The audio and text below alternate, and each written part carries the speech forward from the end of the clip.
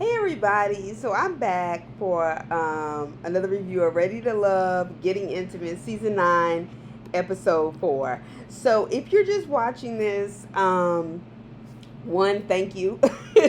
And thank you to everybody who has subscribed to the channel, who's liked the videos, who's left comments. And if you're watching this for the first time and you haven't subscribed or anything like that, please be sure to subscribe to the channel and like the video. All right. So, first when I saw this title, Getting Intimate, I rolled my fucking eyes because I was like, none of these men want a relationship, but they all want unearned intimacy, in this case, sex.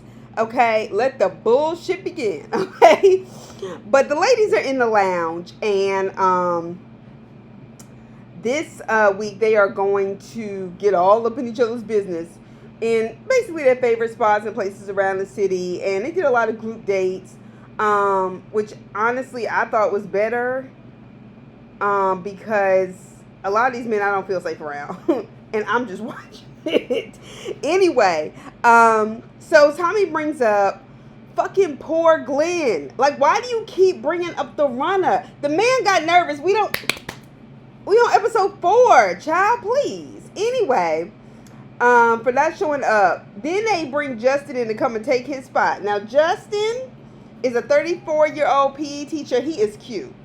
He is cute, and his body is nice. Is it just me? His voice and face don't match, because he looks almost like a little older than he is. But I really think it's the facial hair. But he is the best looking one on the cast thus far. We thank you, Justin, for coming in. Yeah, I like Justin so far. Thank you for not coming in and immediately being an asshole. Anyway, so we get the first kind of intimacy date, which is basically Alexis, Rashina, Lamar, William, and Will. And I was like, why the fuck are there 3 men on this date? 2 women, and only 1 woman is playing, and that's Rashina. Okay? Anyway, Alexis kind of looks like Shantae Moore. Her hair looks better up because she has those Mickey Mouse ears, and sometimes it draws attention when her hair is down. Whatever.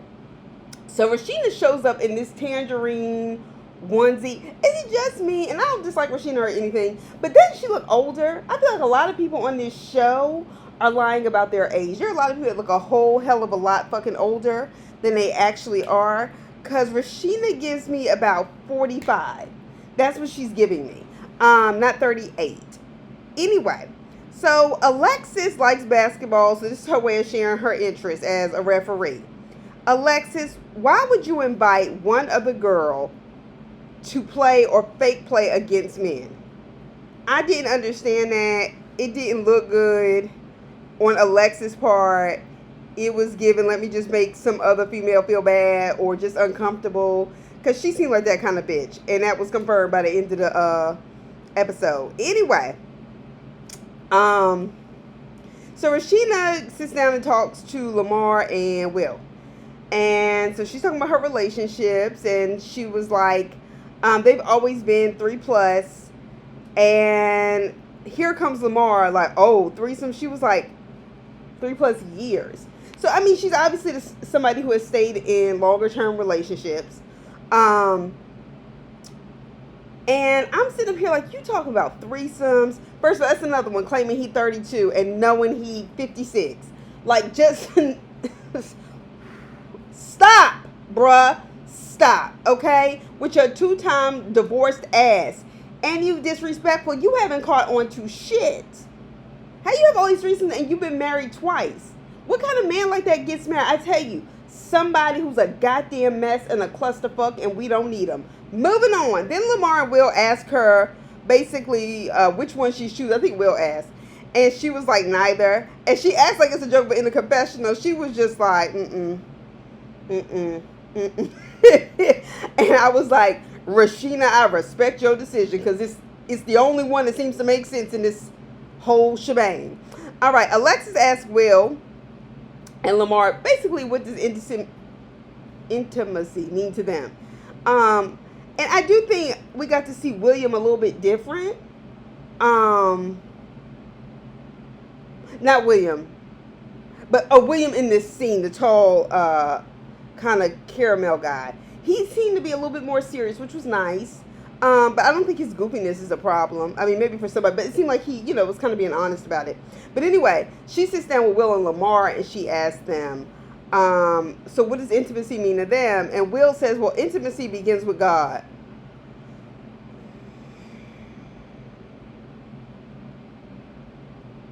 First of all, he is trying to get Poom Poom so bad, that wasn't even believable.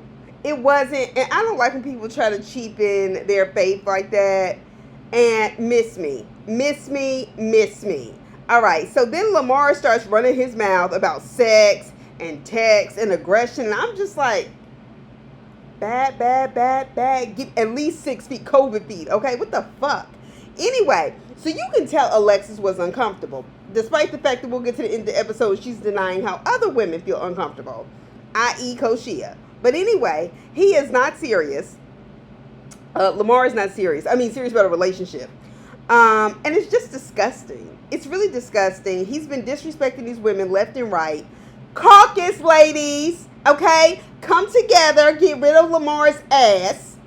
There should be no issues in regards to Lamar. This is a no fucking brainer. Okay, get him off our screen. He's making my skin crawl. And I think they should be able to get rid of at least 2 this episode, because we had to watch them make decisions about women for 2 weeks. And all of these women are beautiful. They got it going on in their lives, whether we like them as individuals or not. They got it going on.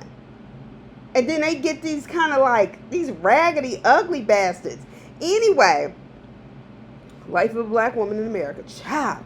So Rashina invited Justin on a date. Okay, and I don't blame him because Justin is a cutie. All right, so anyway, so they go to this dog park, okay, with drinks. And at first I was like, a dog park? I said, with drinks, never mind. Anyway, those margaritas were looking good. Okay, that is my drink of choice, always. All right, so Justin's dog gets to beefing with all these other dogs. He spills his drink on himself. But, he pushed through. Okay, you want to know where that comes from? Resilience of being a teacher. If you know about being a teacher, trust and believe. That's what it's like trying to control a classroom. Anyway, so she said immediately, when they asked about kids, and he was like, yeah, I don't have any kids. And she was very clear. And I respect this about Rashina, because she was very clear. She said, I have 2 boys. Her kids are not something she tried to hide or wait for. And she was like, how do you feel about someone who has kids and honestly is older than you? And I love when people are clear and direct about what they want. And women seem to be a whole lot fucking better at this than men are. But that I felt was such a sign of maturity and strength. Like, I'm not here to play games. And I like this scene. I like this scene because she asked him about kids, and he said he would like kids, but he's made his peace that he may never have them. And I thought they had such a good, healthy interaction. It wasn't hostile. She was patient. Even with the dogs going crazy, she wasn't like in the confessional like, oh my gosh, what's wrong with him? Like, you know what I mean? Like, they just were able to act like adults. And I know how he feels because I've had to make my peace with that. I may never have them, and that's just, it is what it is, Some people, are blessed to have kids. Some people don't always get the opportunity to have kids. And I do think that goes back to being a teacher, in the sense that maybe we're around kids so much that there's a peace we can make because we still have them in our lives in a way. Yeah. Anyway, so Laylan goes to talk to Tommy. She needed some advice. She has a lot going on in her personal life, and she wanted to make sure her family was okay. Totally get that. So Tommy gives her the week off. I think he gave her the week off. Really, it just kind of seems like only because the women were doing the elimination. Otherwise, I feel like she would have had to leave because I feel like people put production and shit before everything else. We'll stick a pin there. So Vanessa goes to meet Chaz at his home for a group date. Now, Chaz has a very nice home. He seems to be very clean. And if he's not, he has sense enough to clean his motherfucking house before people came over. He had food out ready. He was a very good host. Okay? I like Chaz enough. I do. I'm sorry, I shouldn't say enough like that. 'Cause now I'm just being mean. But I like Chaz. He's growing on me. Anyway, so Alonzo takes this time while they're at Chaz's house and pulls Koshia aside. I said, Lord, please, just please. And he apologizes to Koshia. And she accepts his apology. I appreciate Alonzo just trying to make it right. Because I think it's clear Koshia doesn't want him. He doesn't want Koshia. But I think he also kind of just wants to kind of not have the tension. And I can respect that. However, when you apologize, please learn how to apologize and not do the if I offended you. But I think Koshia also wants this to be over. So let's move on. Okay. Was it me? Or as soon as Justin walked through the door and Patrice she was like, I invited Justin because Justin turns heads and Justin didn't come off as arrogant and annoying and we got to give him time. But nevertheless, I like Justin right now. So as soon as he walked through the door, you could tell the men got to hating like, who is this pretty guy? They did not like that. And that's what makes me more here for Justin because y'all need to work harder. And they gave y'all some slim pickings, the women. Okay, so they hating on the cutest guy we've seen on screen thus far. So Patrice was like, I invited Justin. He started, just kind of introduced himself, and he's talking about how his grandfather was the mayor of a city in Mississippi. And Chaz interrupts him, was like, so why are you leading with that? And the tone made me feel like the hate is real. Okay? Now, honestly, I probably would have been thinking as an individual, why are you leading with that? If Chaz wouldn't have hated on it first. Okay? And I'm just sitting up here like, nah, bruh. And then Justin's in the confession like, I don't even know you like that. Like, that was not necessary. And you showing your insecurity. You better get to working. Okay? Because people like Justin seem nice. But also, he got the ladies thinking. Okay? So, anyway, Vanessa basically had come up with this whole idea because she was like, you can tell a lot about a person by their home, so on and so forth. And Chaz does seem to have a nice house. Him and Vanessa really do seem like to have a connection. And him and Vanessa look really cute together. Really cute together. I think Vanessa is kind of almost like the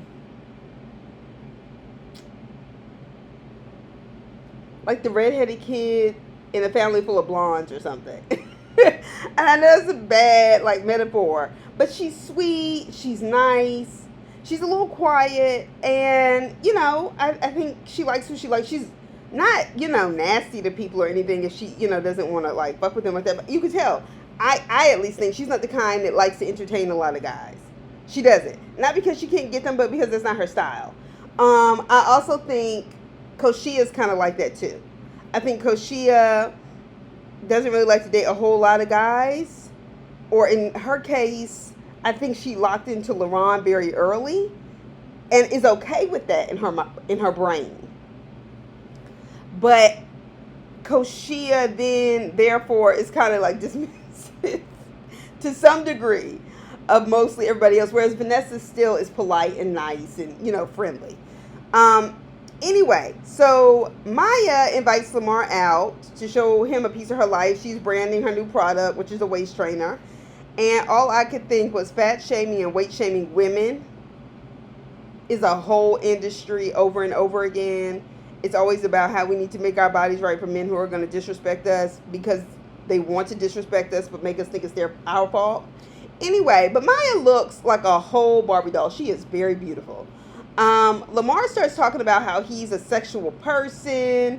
Like, what do you mean, Lamar? Like every other human person with human biology, you ass. But saying that and leading with that is crazy. Okay, she's had her job. She's doing her thing, whatever. So Maya was like, well, when you say stuff like that usually scares women. When you're used to having women do kind of all this crazy stuff and that's the way you're leading with it. Then he just cuts her off and goes into this aggressive mode. I told y'all, this kind of motherfucker, not simply can't be trusted. He's dangerous. I don't like him. I don't. And he goes to this aggressive mode and starts saying that, well, look, you ain't got to do all that crazy stuff, but you need to find out what I like and what pleases me. And I was like, oh, wait a second, brother. Red fucking flag. Immediately trying to put it on a woman you are not even in a relationship with.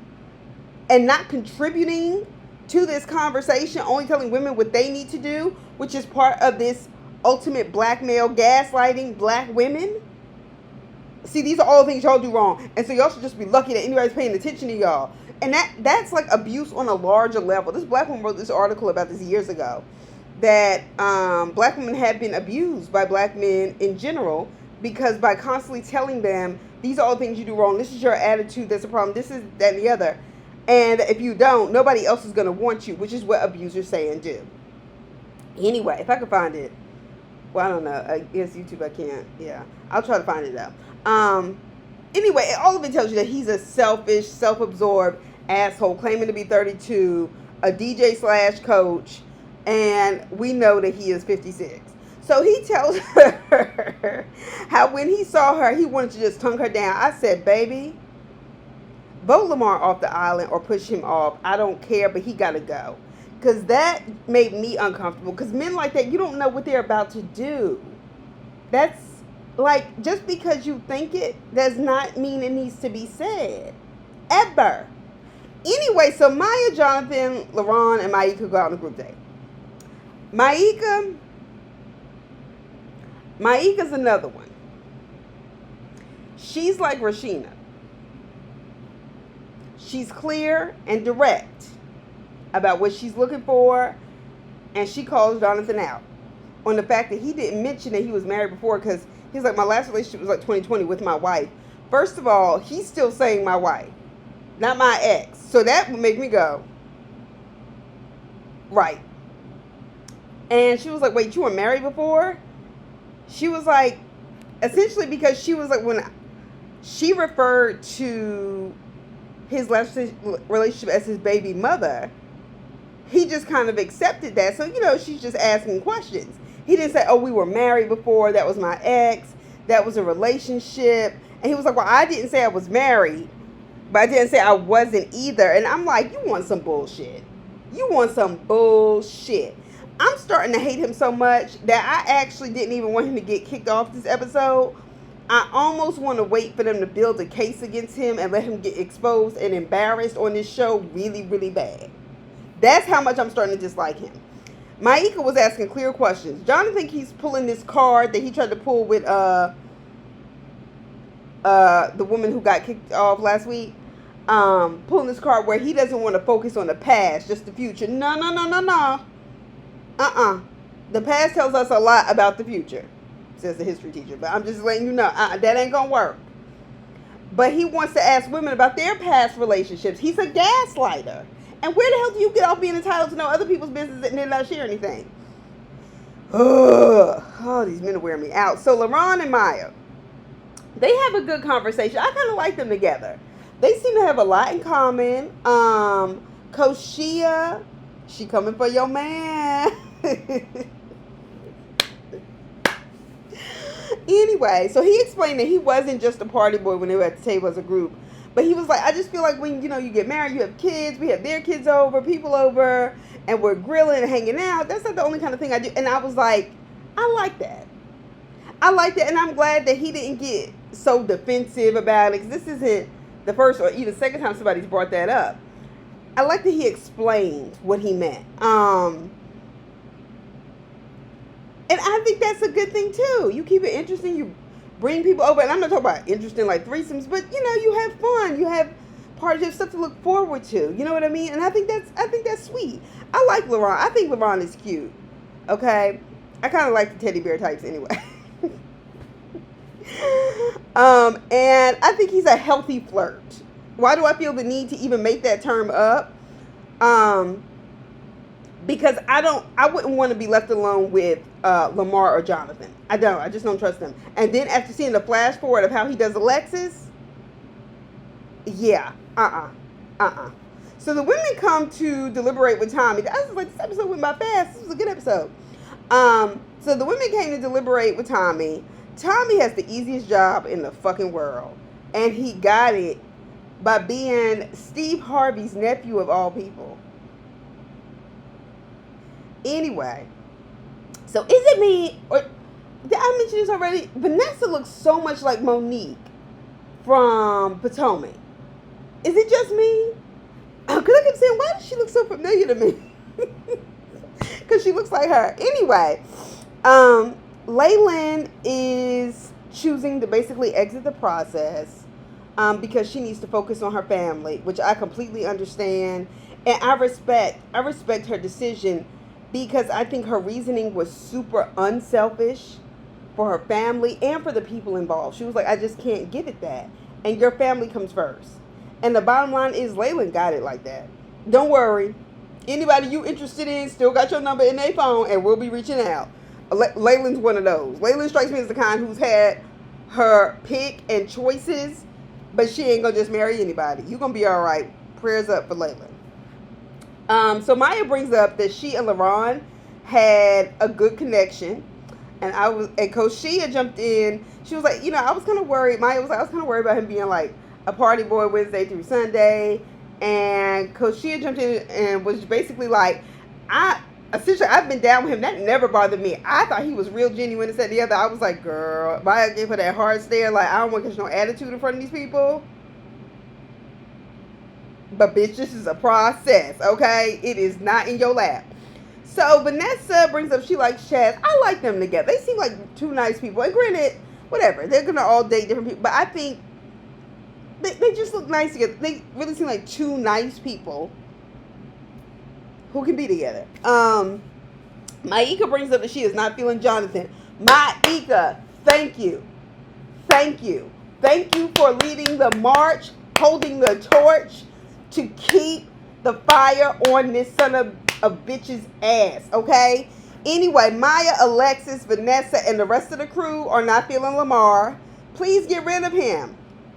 Patrice tells the story about Will, and I don't know if she said it was his house or a house he was showing, and she said he was basically, by the time she got there, he was like covers up, but he was on the floor. There wasn't any furniture, and they were like, "Oh, did he make you a pallet on the floor?" She was like, "Never." What the hell? Will strikes me as a type that is kind of like just inconsistent, don't have his shit together. So Koshia brings up, though, so she starts in the confessional, that Alexis has decided to gossip about her and Will's interaction because Koshia had a problem with Will. Koshia said that Will was too forward and it's bothered her from day one. Now, she was expressing her opinion in the lounge. You don't have to agree with it, but everybody has the right to say what they think about the different people. Like, it doesn't have to be all that. Then Mickey Mouse Alexis, with them big ass ears, instead of taking responsibility for the fact that, yes, I mentioned this to him,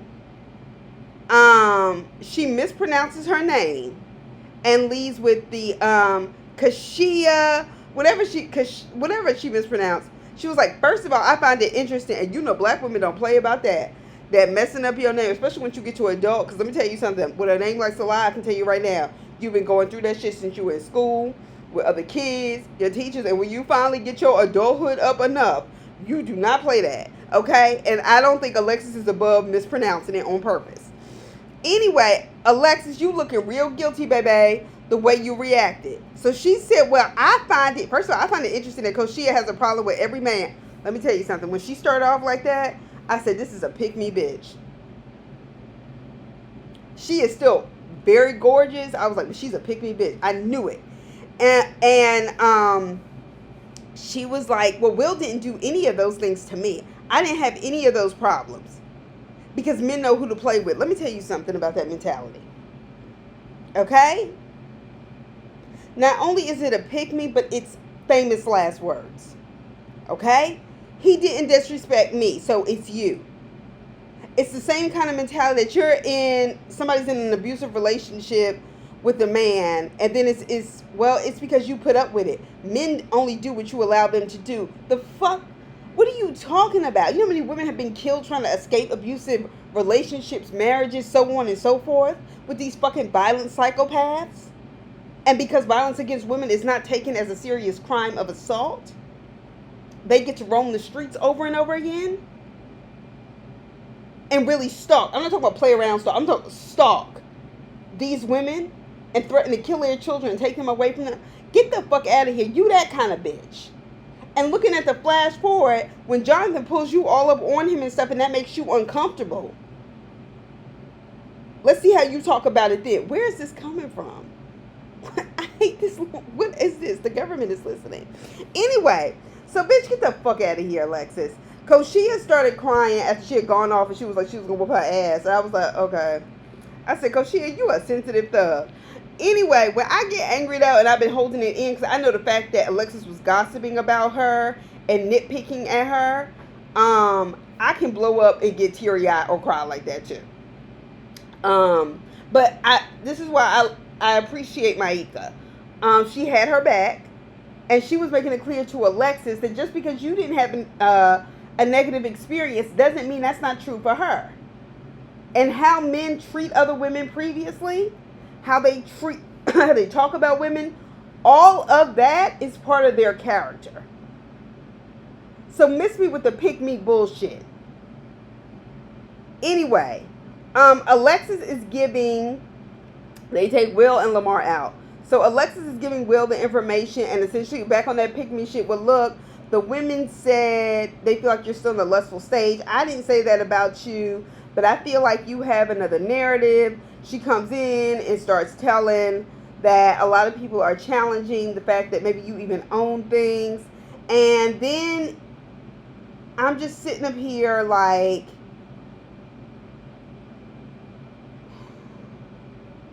this is some bullshit. Because you've already gossiped about Koshia. So the implication, despite the fact that Patrice brought up this bullshit as well with Will, you're making it seem like that. And she was like, and Will is just like mad. Like he didn't get kicked off. And he was like, I'm going to make whoever it is eat their words.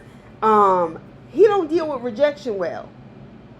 And it seems like you're angry that somebody said something that wasn't nice about you. Too fucking bad. Because let me tell you something. You would have laughed that off if you was any kind of man. Like, please. Why'd you get all up in your shoulders like that? And to me, I don't like how men react when they're angry, particularly men, because they have a penchant toward violence and the ability to be violent toward women who can't fight back because they know it. That I don't like. On top of the fact that he's ugly and has bad skin. Anyway, so he's going to make somebody pay. All right, WWE. Anyway, so Lamar, Koshia calls Lamar in.